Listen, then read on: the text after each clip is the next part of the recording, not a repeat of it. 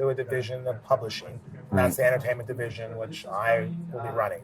And before I came on board, we acquired Jolly Roger, fantastic game company, well known in the hobby for historical games like 13 Days, political as a really solid base in that, and a great Euro style. Founding Fathers, one of those. Yep. And we also have the ability now to expand Jim's portfolio. And as we do that under the entertainment division, our goals are to acquire game companies, be able to take them and hopefully give them a lift, have the resources to do things in the market. Obviously, we have the accessory side. So there's a natural fit with things in the future, and we'll have good innovation.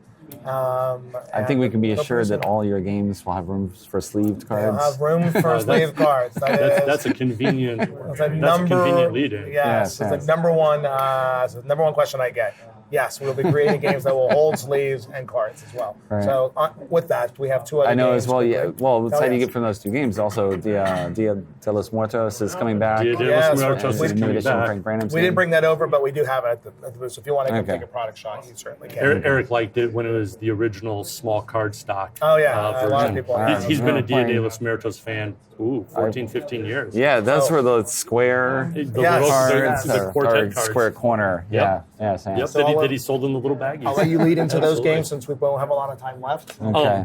Speaking of... 2 minutes, Okay. Speaking of the retail version, Cthulhu's Vault came out as Kickstarter, and the change that UltraPro's done is that it's gone, instead of the metal box, it is a much thicker version so that everything can be sleeved. In a game that comes with 200 cards, that's going to be very inconvenient for a gamer if you don't have a box to put it in. So when we did the production... It's a retail presence. And now the retailers can, So that when we did this, they measured it to be exact so that everything can fit in here sleeved. Which is really convenient when you're a gamer, so that you don't have to have separate baggies and everything else. It all fits in here. The game itself will be the same. It was designed by myself and Richard Lanius, the designer of Arkham Horror. And I think this will do well. And rather as the metal tin, the Kickstarter version had been $45, this is going to retail for $30 when it's available, hopefully in about 2 months. Okay. And then for the fall, we've got Championship Formula Racing. It's designed by Doug Schultz, who's I'm going to nicely call him a racing geek. He knows more Formula One. He's probably forgotten more than I know.